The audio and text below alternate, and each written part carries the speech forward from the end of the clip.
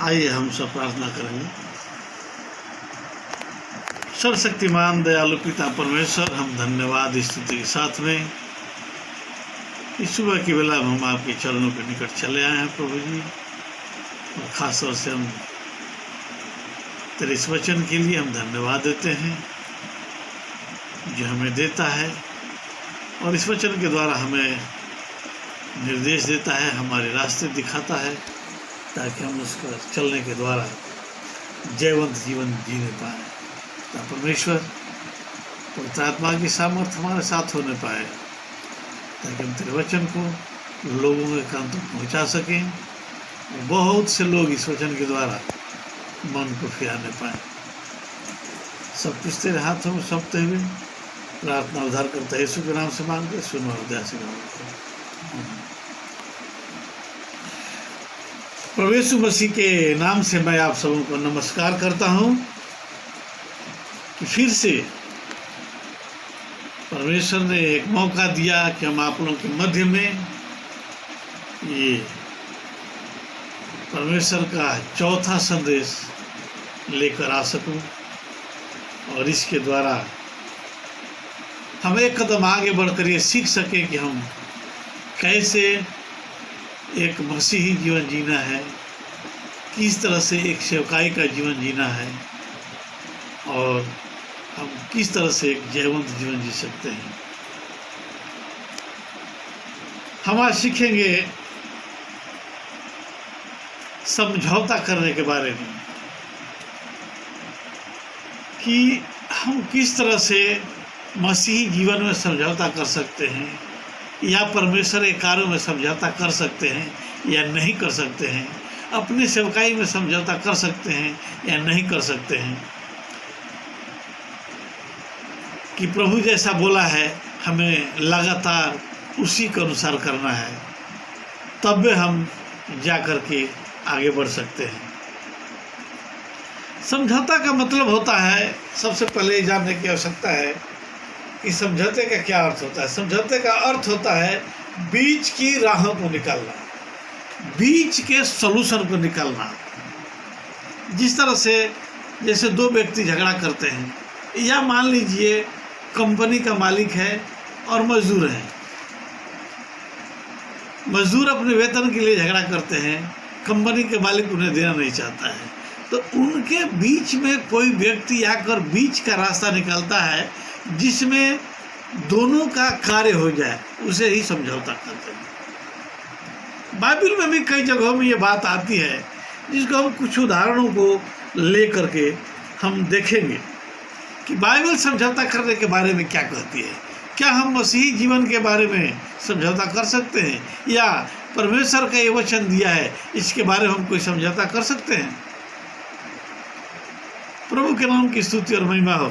आइए हम एक वचन देखते हैं, निर्गमन का 7वां अध्याय 16 वचन, एक्सोडस चैप्टर 7 वर्सेस 16। और उससे इस प्रकार कहना, और उससे इस प्रकार कहना, इब्रियों के परमेश्वर यहोवा, इब्रियों का परमेश्वर यहोवा ने मुझसे यह कहने के लिए तेरे पास भेजा है, ये कहने के लिए मुझे भेजा है कि मेरी प्रजा के लोगों को जाने दे, मेरी प्रजा के लोगों को जाने दे, जिससे वे जंगल में मेरी उपासना करें, जिससे जंगल में मेरी उपासना करें। और अब तक तूने मेरी कहना नहीं माना, और अब तक तूने मेरा कहना नहीं माना। प्रभु के नाम की स्तुति महिमा हो। 430 साल तक इस्राएली लोग मिस्र देश की बंधुआई में थे।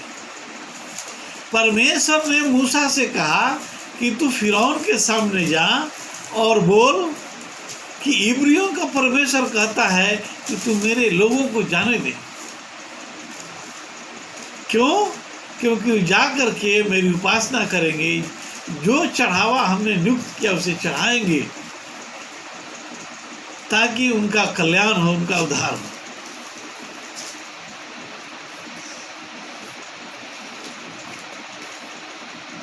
वो मिस्र देश में रहते हुए इस्राएलियों ने मिस्रियों के लिए बहुत काम किए, उनकी बंधुआई में रहते हुए उनके लिए बहुत कार्य किया। लाख सतावट थी, लाख परेशानियां थी, उनके द्वारा तमाम प्रकार के तकलीफ़ों को दिया जाता, फिर भी वे मिस्री के लिए काम करते थे। लेकिन 430 साल बाद प्रभु ने उन्हें छुड़ाने के लिए मूसा को स्मरण किया और मूसा को फिरौन के पास भेजा। लेकिन फिरौन जो फ्री में उसे इस प्रकार का श्रम मिल रहा था, कार्य मिल रहा था, उसे फ़ायदा हो रहा था, वो इस्राएलियों को मिस्र देश से नहीं जाने देना चाहता था। लेकिन परमेश्वर ने ये निर्णय ले लिया था कि हमें अपने लोगों को निकालना है तो निकालना है।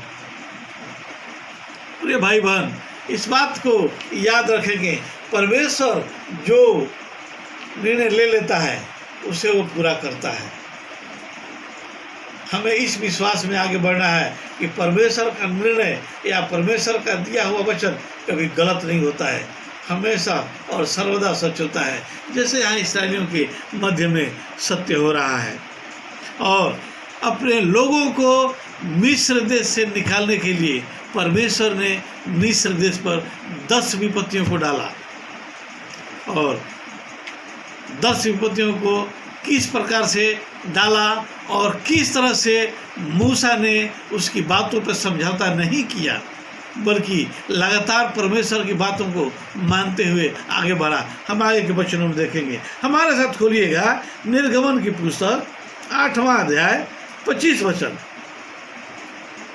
तब फिरौन ने मूसा और हारून को बुलाकर कहा, तुम जाकर अपने परमेश्वर के लिए इसी देश में बलिदान करो। देखिए, यहाँ फिरौन चाहता है कि विपत्ति पड़ने के बाद उनसे बोलता है कि जाओ, लेकिन तुम इसी देश में रह करके, इसी देश के अगल बगल में, अंदर में ही अगल बगल हट करके अपने परमेश्वर की उपासना कर लो। लेकिन परमेश्वर क्या चाहता था, आगे पढ़िएगा।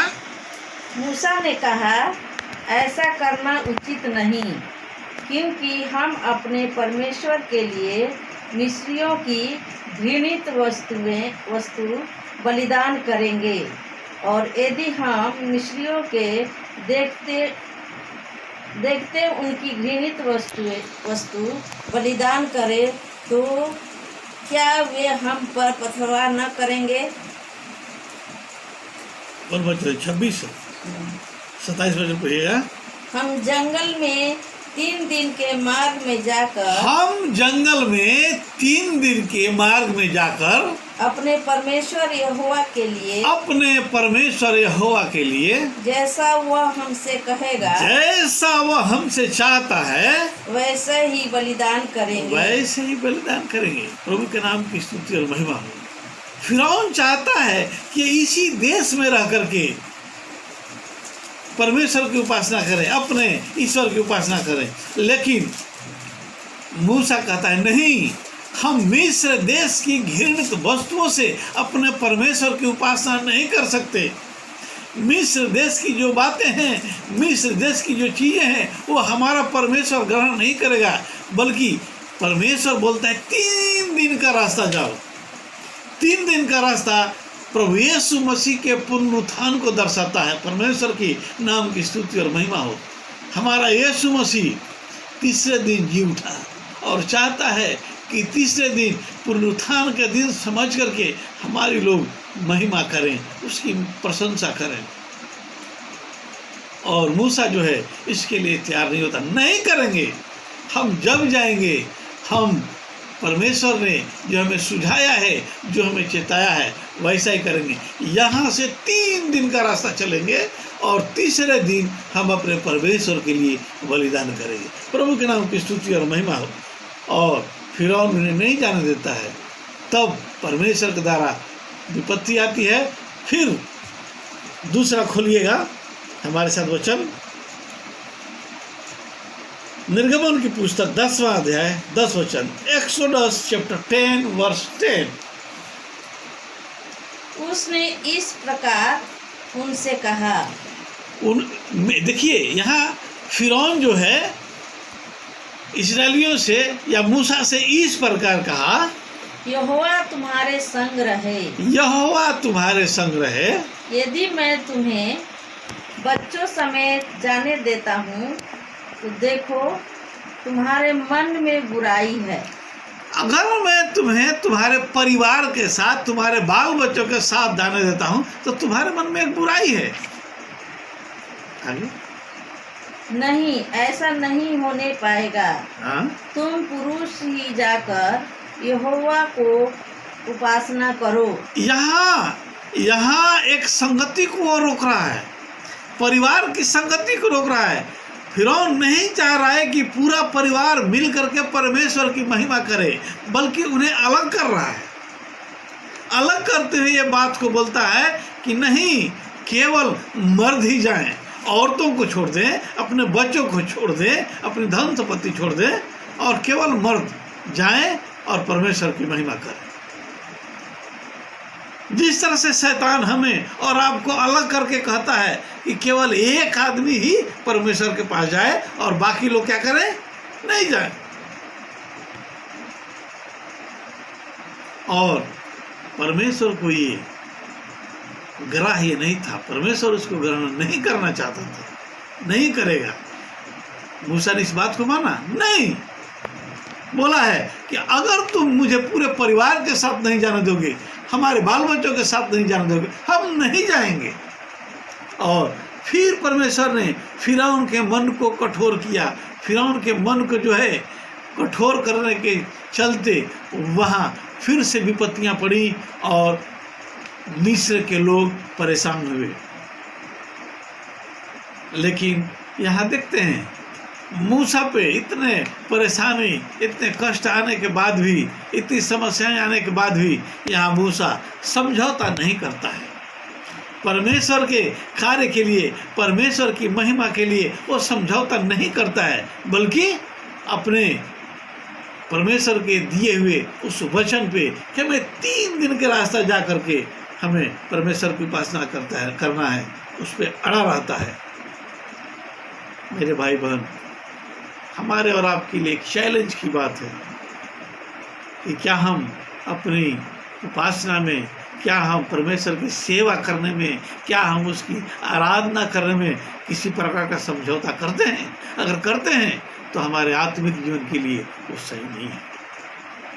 प्रभु के नाम की स्तुति और महिमा हो। और तीसरा समझौता भी मूसा के सामने आता है। हमारे साथ एक वचन और खोलिएगा, निर्गमन अध्याय 10 और 24 वचन, एक्सोडस चैप्टर 10 वर्स 24।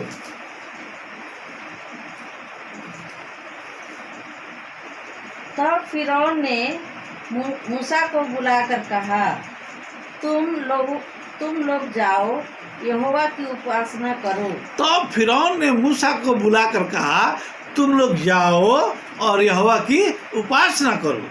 अपने बालकों को भी संग ले जाओ, अपने परिवार को भी लेके जाओ, केवल अपनी भेड़ बकरी और गाय बैल को छोड़ जाओ। केवल अपनी संपत्ति जो मिस्र देश में रहते हुए तुम्हारे पास है उसे यहाँ छोड़ दो।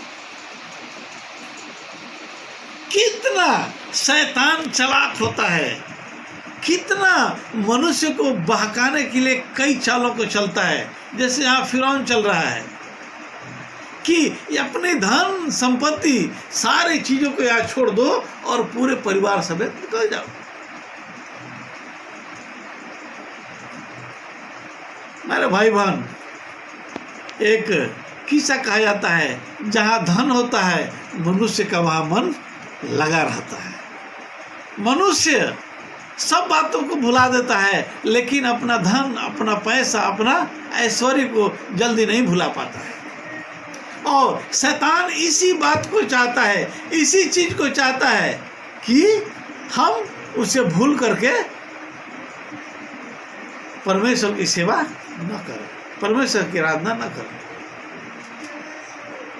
यहाँ फिरौन जो है उसी बात को कह रहा है कि धन को अलग कर दो और तुम लोग जाओ, जो कि मनुष्य इस कार्य को नहीं कर सकता है, नहीं कर सकता है।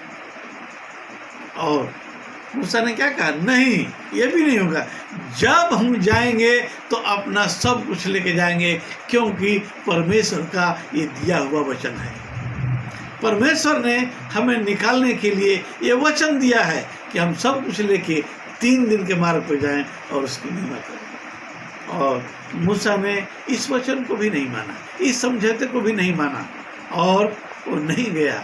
और जिसका कारण ये हुआ कि परमेश्वर ने मिस्र के सारे पहिलौठों को मार डाला। और जब इन बीमारियों से त्रस्त हो गया फिरौन, एकदम गिर गया, एकदम परेशान हो गया, कोई रास्ता, कोई उपाय नहीं रहा, तब तो वो परमेश्वर के सामने गिरता है और परमेश्वर के लोगों को वहाँ से जाने देता है। और तब परमेश्वर अपने लोगों को मिस्र की बंधुआई से छुड़ा करके ले जाता है। प्रभु के नाम की स्तुति और महिमा हो। यहाँ 3 समझौता मूसा के सामने आया। पहला, इसी देश में जाके उपासना करो। दूसरा, केवल पुरुष ही जाके उपासना करो। और तीसरा, केवल अपने परिवार समेत जाओ, अपने धन संपत्ति को यहाँ छोड़ के जाओ। लेकिन उसने किसी भी समझौते को नहीं माना। हमारे भाई बहन, मसीही कार्य में, मसीही सेवकाई में, आराधना प्रार्थना में किसी प्रकार का कोई समझौता नहीं। परमेश्वर जैसे चाहता है वैसे ही हम उसकी आराधना करें, तो हमें वो ग्रहण करने के लिए हमेशा तैयार है। परमेश्वर का वचन आपको आशीष देने पाए। आइए हम एक छोटी सी प्रार्थना करेंगे, उसके बाद हम खत्म करेंगे इसको। प्रभु, हम धन्यवाद देते हैं तेरे वचन के लिए जो हमारे मध्य में आया। महिमा के योग्य परमेश्वर, ये वचन हमारे मसीही जीवन में, हमारे सेवकाई के जीवन में ये कार्य करने पाए, ताकि हम अपने जीवन भर तुझे भूले नहीं, बल्कि तेरे ही बताए मार्गों पे चलने पाएँ। महिमा के योग्य परमेश्वर, इस आपत्ति काल में अपने लोगों की सुधि ले। जैसे मिस्र से इस्राएलियों को छुड़ाया, तो अपने लोगों को, अपने बिहार के लोगों को, अपने देश के लोगों को तो छुड़ा, ताकि तेरे नाम की महिमा यहाँ होने पाए। उद्धारकर्ता यीशु के नाम से मांगते इस प्रार्थना को, सबको बोले आमीन।